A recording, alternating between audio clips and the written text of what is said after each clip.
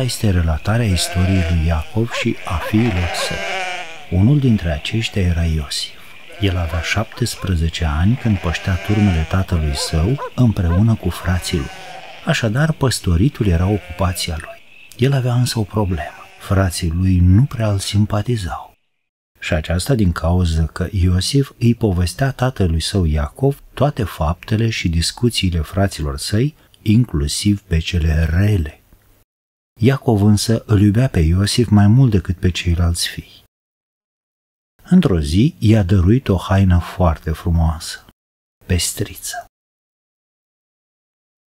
Când ceilalți frați au văzut acest lucru, au început să-l invidieze pe Iosif, ba chiar să-l urască. Din ziua aceea nu i-au mai putut adresa niciun cuvânt prietenos. Într-o zi, Iosif a avut un vis.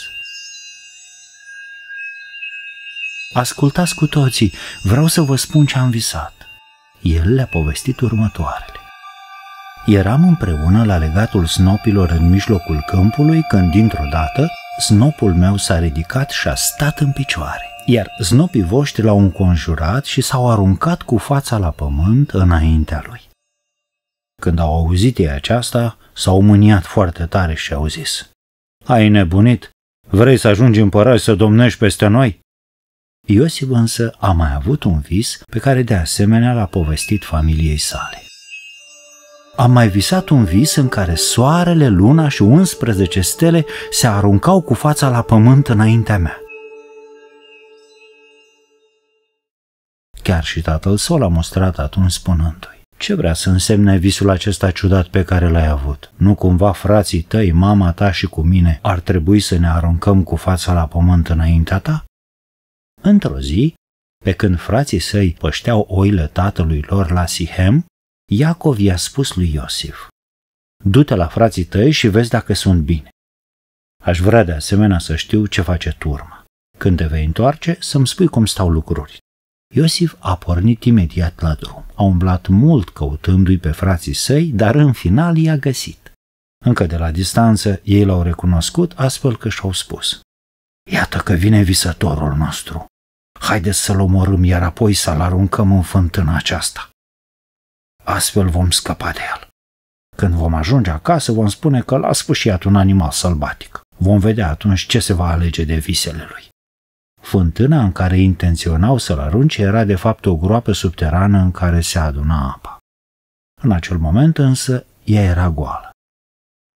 Lui Ruben, care era cel mai în vârstă dintre frați, i s-a făcut milă de Iosif, astfel că le-a spus fraților săi: Nu ar trebui să-l omorâm, haideți mai bine să-l aruncăm în această fântână și să-l lăsăm în viață, deoarece este totuși fratele nostru. De fapt, Ruben plănuia să-l scoată ulterior, în secret, de acolo și apoi să-l readucă la tatăl lor, scopul acestei acțiuni fiind doar acela de a-l speria puțin pe Iosif. În timp ce se gândea la aceste lucruri, Ruben s-a îndepărtat de ceilalți cu turma pe care o păștea. Când Iosif a ajuns la frații săi, aceștia l-au prins, l-au dezbrăcat de haina cea pestriță și l-au aruncat în groapa adâncă. Iosif zăcea acum pe fundul acelei grobi reci și întunecate, neînțelegând de ce au făcut frații lui acest lucru.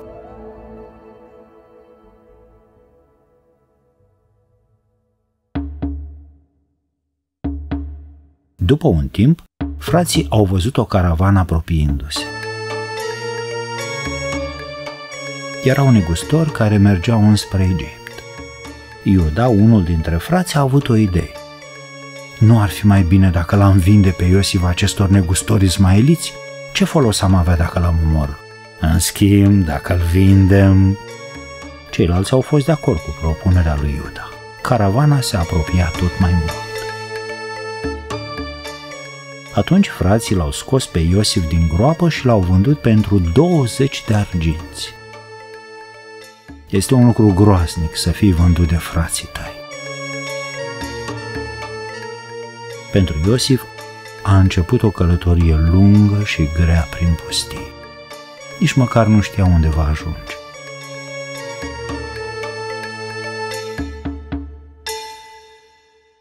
Când Ruben a venit mai târziu la acel loc unde pășteau oile frații săi, s-a uitat și a văzut că groapa era goală.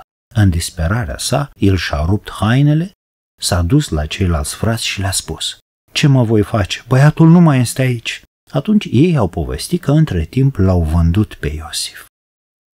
Pentru a ascunde cele întâmplate de tatăl lor, frații au tăiat un ied și au înmuiat haina lui Iosif în sângele acestuia, după care au adus haina la tatăl lor. „Tată, uite ce am găsit. Nu este cumva haina lui Iosif?"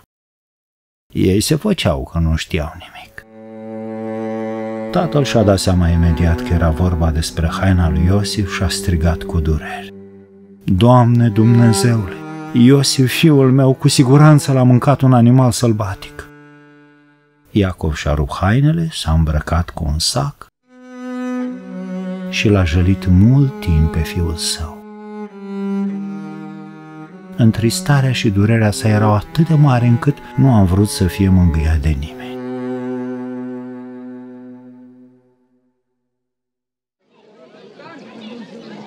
Între timp, negustorii care l-au vândut pe Iosif au ajuns în Egipt, unde l-au vândut unui om numit Potifar.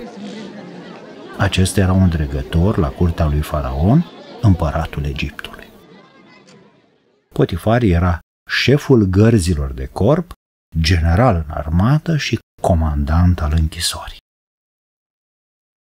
Ce credeți că a făcut Iosif în acea situație? A lucrat cu multă sârguință în casa stăpânului său. Potifar a văzut că Iosif se achita bine de sarcinile sale, astfel că i-a încredințat din ce în ce mai multe responsabilități. În scurt timp, Iosif a devenit administrator peste toate bunurile lui Potifar. Începând din acel moment, Dumnezeu a binecuvântat casa lui Potifar din pricina lui Iosif. Iosif a devenit un bărbat foarte chipeș. Din păcate, și soția lui Potifar avea aceeași părere, astfel că a încercat să-l ispitească. În fiecare zi căuta să se apropie de el, însă Iosif se împotrivea de fiecare dată și o respingea. El nu vroia să o asculte și îi spunea: „Soțul tău, care este stăpânul meu, mi-a încredințat toată casa lui. El nu m-a oprit de la nimic decât să mă apropii de tine, soția lui. Cum aș putea să fac o asemenea nedreptate înaintea lui Dumnezeu?" Într-o zi însă, pe când stăpânul era plecat de acasă, iar Iosif își vedea de lucrul său ca întotdeauna, soția lui Potifar l-a apucat de mână și l-a tras cu forța în pat lângă ea. Iosif s-a smucit și a fugit afară, însă ea a rămas cu haina lui în mână.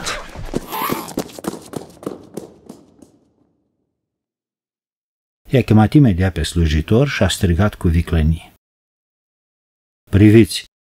Soțul meu l-a adus pe acest evreu în casa noastră, iar el a încercat să se culce cu mine. Când a văzut că strig, și-a lăsat haina și a fugit." Când Potifar s-a întors, el a crezut-o pe soția sa și s-a mâniat foarte tare pe Iosif, poruncind să fie aruncat în temniță. Din nou, fără nicio vină, Iosif a ajuns într-o groapă întunecată și rece. De data aceasta, acea groapă era temnița în care se găseau răufăcătorii trimiși acolo de Faraon. Iosif a trebuit să stea acolo mult timp, însă Dumnezeu nu l-a uitat nici de această dată. Toate lucrările care îi se încredințau erau împlinite de Iosif cu multă sârguință. Datorită acestui fapt, a fost pus mai mare peste toți ceilalți întemnițați. Dumnezeu era cu Iosif. Într-o zi au fost aruncați în închisoare 2 dintre slujitorii de la palat, mai marele paharnicilor și brutarul lui Faraon. Iosif trebuia să se îngrijească și de ei. Într-o noapte, acești 2 oameni au avut câte un vis atât de ciudat, încât a doua zi erau tare abătuți, deoarece nimeni nu putea să le spună ce însemnau visele lor. Iosif însă le-a spus: „Dumnezeu poate să tălmăcească orice vis. Povestiți-mi ce ați visat." Paharnicul a fost cel care a început să povestească următoarele: „Am văzut în somn o viță cu 3 mlădițe. Mai întâi au apărut mugurii, apoi a început să înflorească, iar când strugurii s-au copt, am luat paharul lui Faraon am stors boabele de struguri în el și i l-am dat în mână lui Faraon să bea. Iosif i-a răspuns: cele 3 mlădițe reprezintă 3 zile. Peste 3 zile Faraon te va elibera. Vei fi din nou paharnicul lui și îl vei sluji la fel ca până acum. Ascultă, te rog, când îți va merge iarăși bine, spune-i lui Faraon și despre mine, deoarece știi bine că eu am fost închis pe nedrept aici. Când brutarul a auzit explicația încurajatoare dată de Iosif, cu speranță în suflet, a început și el să-și povestească visul. Purtam pe cap 3 coșuri, iar cel de sus era plin cu pâine. La un moment dat, au venit păsările și au mâncat tot ce era în el. Iosif i-a răspuns: cele 3 coșuri reprezintă de asemenea 3 zile. După 3 zile Faraon va porunci să fii spânzurat, iar păsările îți vor mânca trupul. 3 zile mai târziu, Faraon își sărbătorea ziua de naștere. Cu ocazia aceasta și-a invitat toți slujitorii la ospăț. Tot atunci a poruncit să fie eliberat din închisoare mai marele paharnicilor pentru a fi repus în slujba pe care o avea și înainte. În schimb, referitor la brutar, Faraon a poruncit ca acesta să fie spânzurat. S-a întâmplat exact cum prevestise Iosif. După ce a fost eliberat, mai marele paharnicilor nu s-a mai gândit la Iosif, uitându-l pur și simplu, astfel că Iosif a rămas în continuare în temniță. 2 ani mai târziu s-a întâmplat că și Faraon a avut un vis ciudat. A visat că se afla pe malul Nilului. Acolo a văzut 7 vaci grase și frumoase care au ieșit din râu și pășteau pe mal. A văzut apoi alte 7 vaci urâte și foarte slabe care de asemenea au ieșit din râu, s-au apropiat și le-au mâncat pe cele grase și frumoase. După aceea s-a trezit din somn. După ce a adormit din nou, Faraon a visat un al doilea vis. Se făcea că pe un pai crescuseră 7 spice de grâu grase și frumoase. După ele au apărut alte 7 spice slabe și arse de vântul de răsărit, iar spicele slabe le-au înghițit pe cele grase și pline. Dimineața, când s-a trezit, Faraon s-a simțit foarte tulburat. I-a chemat pe toți magii și pe toți înțelepții de la curte, însă niciunul nu i-a putut spune care era înțelesul viselor sale. În acel moment, mai marele paharnicilor s-a adresat lui Faraon. Abia acum îmi aduc aminte de un lucru pe care l-am uitat de mult. Astfel, el a început să povestească experiența sa din temniță când a avut acel vis ciudat și felul în care toate s-au împlinit exact așa cum îi prevestise Iosif. Faraon a poruncit ca Iosif să fie dus imediat la el. I-a povestit cele 2 visuri, și anume cel cu vacile și cel cu spicele de grâu. Când a terminat, Iosif i-a spus: Dumnezeu i-a descoperit lui Faraon ce intenționează să facă în viitorul apropiat. Amândouă visele înseamnă același lucru.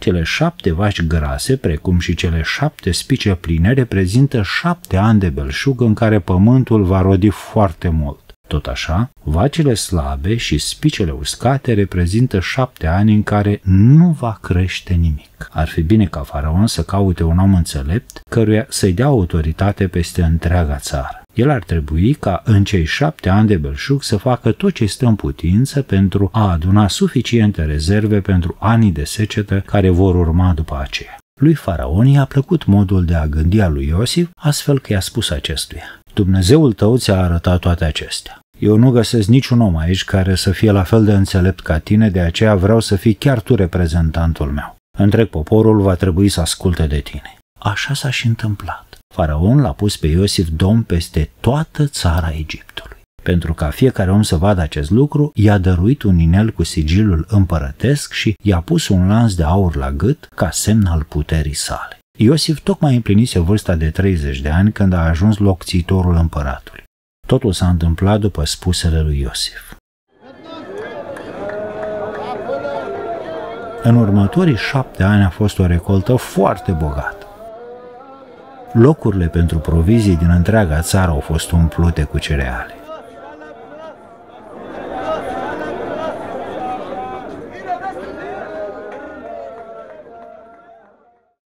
După aceea, au venit însă 7 ani de foamete, așa cum avertizase Iosif. În toate țările din jurul Egiptului era o mare foamete. Numai egiptenii aveau rezerve suficiente de hrană. Oamenii din toate celelalte țări au început să vină în Egipt pentru a cumpăra cereale. Și Iacov, tatăl lui Iosif, a aflat că în Egipt se poate cumpăra mâncare, astfel că le-a spus fiilor săi: ce mai stați și așteptați? Mergeți în Egipt și aduceți-ne cereale, să nu murim de foame. Așadar, frații lui Iosif au pornit la drum spre țara Egiptului. Nu au plecat însă toți, ci doar 10 dintre ei, deoarece Iacov nu a vrut să-l lase și pe Beniamin, cel mai mic dintre frați. I-a fost teamă să nu-i se întâmple și lui ceva rău. Fiii lui Iacov au ajuns în Egipt, unde funcționarii lui Iosif vindeau cereale pentru străini. În Egipt era suficient grâu.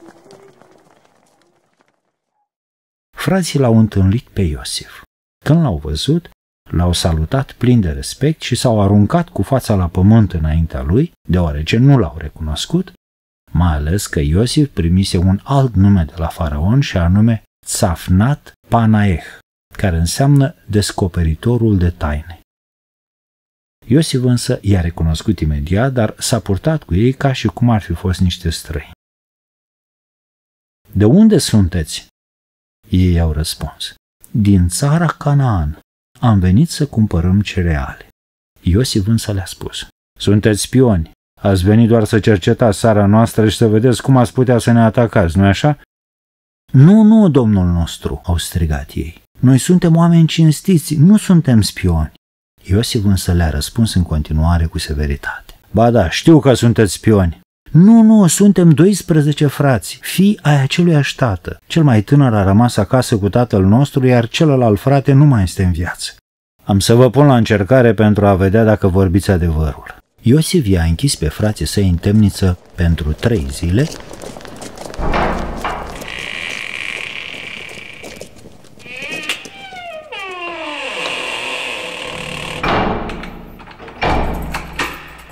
După care le-a vorbit astfel: unul dintre voi va rămâne aici, iar ceilalți puteți merge cu grâul acasă. Apoi, dacă vă veți întoarce și îl veți aduce cu voi și pe fratele vostru cel mai mic, atunci vă voi crede, iar ostaticul va fi eliberat și nu va muri. Frații au fost nevoiți să accepte aceste condiții, deoarece nu își permiteau să se întoarcă acasă fără grâu. Crezând că dregătorul nu-l înțelege, Ruben, cel mai mare dintre ei, le-a spus fraților săi: vă aduceți aminte că v-am spus când eram cu turmele în pustie să nu vă atingeți de Iosif? Iată pedeapsă pentru ce am făcut cu el. Când a auzit aceasta, Iosif a ieșit din încăpere și a plâns. Când și-a revenit, s-a întors spre frații săi și a poruncit ca Simeon să fie închis. Atunci Iosif a cerut să le fie umplut sacii cu cereale, dar și cu banii pe care îi plătiseră pentru ele. Frații nu au știut nimic din toate acestea. Fără să bănuiască ceva, ei au încărcat sacii pe măgar și au pornit către casă. Seara însă, când unul dintre frați a deschis un sac pentru a-și hrăni măgarul, a descoperit bani. Plin de uimire, și ceilalți au găsit bani în sacii lor. Când au ajuns acasă și au povestit ce li s-a întâmplat, Iacov s-a întristat foarte mult. Ce-mi faceți? Voi mă lăsați fără fii. Iosif nu mai este, Simeon e și el în temniță în Egipt și acum vreți să-l mai luați și pe cel mai tânăr. Ruben i-a spus tatălui său că orice s-ar întâmpla îl va aduce pe Beniamin înapoi, jurând că va plăti cu viața propriilor săi fii. Iacov însă nu a fost de acord ca Beniamin să meargă în Egipt, deoarece dacă urma să se întâmple ceva și cu acesta, el nu va mai putea suporta durerea. Foametea din Canaan nu a încetat, astfel că la un moment dat, Iacov le-a spus fiilor săi: mergeți din nou în Egipt și aduceți-ne cereale. Frații au explicat din nou că nu puteau merge fără Beniamin. Luați-l, a spus Iacov în final, și Dumnezeu să-l aibă în paza sa și să vă aducă pe toți cu bine înapoi. Astfel au pornit cu toții spre Egipt. Pe lângă banii pe care i-au găsit în saci, ei au pus bani și pentru noua comandă de cereale, precum și mai multe daruri. Când a văzut că l-au adus cu ei pe fratele lor Beniamin, Iosif a poruncit să se pregătească o masă festivă. Frații au povestit slujitorului că au găsit bani în saci. Acesta i-a liniștit. Nu vă temeți, Dumnezeul vostru v-a pus comoara în saci. De asemenea, Simeon a fost eliberat din temniță. În sfârșit, Iosif și-a văzut fratele mult iubit pe Beniamin. S-a dus la el și i-a întrebat pe ceilalți. Acesta este fratele vostru cel mai mic? După aceea, i s-a adresat lui Beniamin. Dumnezeu să te binecuvânteze, fiule. Era atât de mișcat de revederea cu frații lui, încât a fost nevoit să iasă afară și să plângă. Apoi și-a spălat fața, pentru ca nimeni să nu observe nimic, și s-a întors la frații săi, poftindu-i să se așeze la masă. Iosif s-a așezat singur la o masă, iar frații lui la o altă masă care era așezată în fața lui Iosif.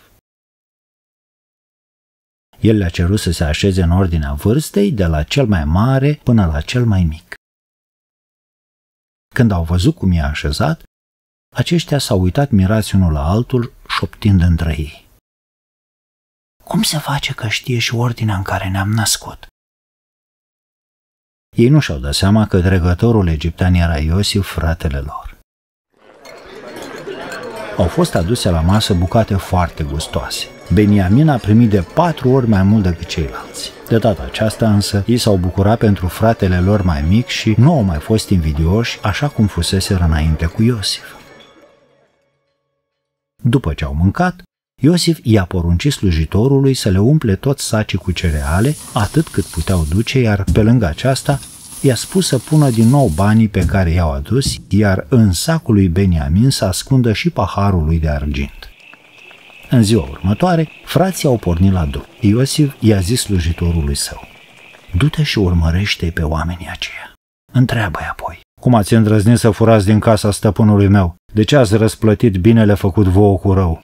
Când i-a ajuns din urmă, slujitorul le-a spus: unul dintre voi a furat paharul de argint al stăpânului meu. Cel la care se va găsi va rămâne aici ca sclav, iar ceilalți pot să se întoarcă acasă. Fiecare a fost o masă să-și deschidă sacul.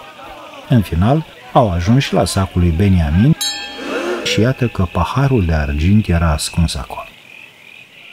Plin de teamă, toți frații s-au întors la palat. Le era tare frică gândindu-se la ce putea să se întâmple. Ei credeau că aceasta era pedeapsa pentru ceea ce făcuseră cu ani în urmă cu fratele lor. Iosif li s-a adresat plin de mânie. De ce mi-ați furat paharul? Nu v-ați gândit că îmi voi da seama că voi ați fost cei care l-au luat? Iuda a luat cuvântul și a spus: nu avem nimic de spus în această privință. Dumnezeu a scos totul la lumină. Acum suntem sclavii tăi. Nu, în niciun caz. Doar Beniamin va fi sclavul meu, deoarece paharul de argint a fost găsit la el. Iuda a încercat atunci să explice cu câtă greutate l-au putut lua pe Beniamin de la tatăl lor. De asemenea, a povestit cât de rău ar fi pentru Iacov dacă s-ar întoarce acasă fără băiat, pentru siguranța căruia au garantat cu toții. Prin urmare, el s-a oferit să rămână sclav în locul fratelui său Beniamin. Când a auzit lucrul acesta, Iosif i-a trimis pe toți slujitorii și străinii afară pentru a se putea face cunoscut fraților săi. Când a rămas singur cu ei, a început să plângă în hohote atât de tare încât l-au auzit până și egiptenii care erau afară. El le-a spus: eu sunt Iosif.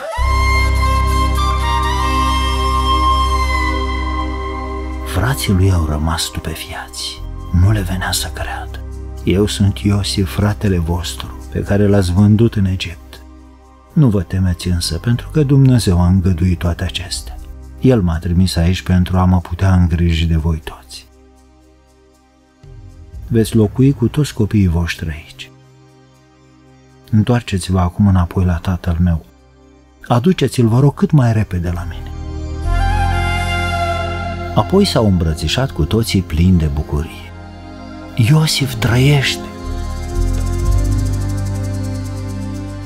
În final, Și-au luat rămas bun și au pornit fericiți înapoi acasă.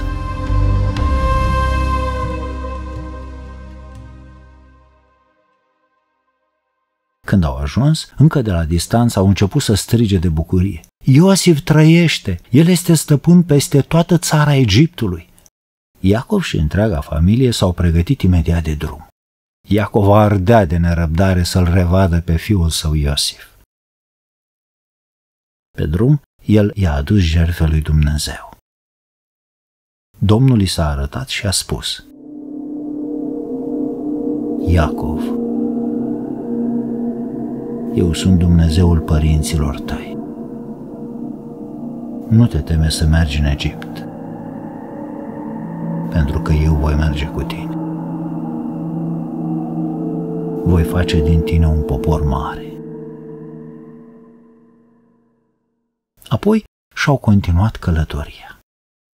Iosif nu a mai putut aștepta, astfel că a pornit în întâmpinarea lor cu mulți cai și călăreți.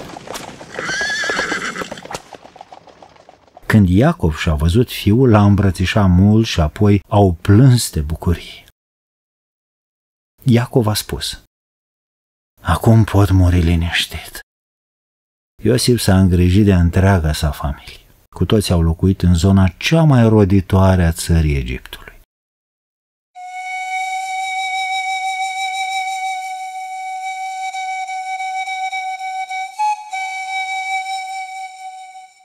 Mai târziu, când Iacov, tatăl lor, a murit, frații s-au temut de faptul că Iosif se va răzbuna pentru fapta din trecut. L-au rugat din nou să ierte definitiv. La auzul acestor lucruri, Iosif a început să plângă. I-a liniștit și le-a spus: Voi negreșit v-ați gândit să-mi faceți rău, dar Dumnezeu a schimbat răul în bine pentru a scăpa viața unui popor atât de mare. Nu vă fie teamă, mă voi îngriji de voi în continuare.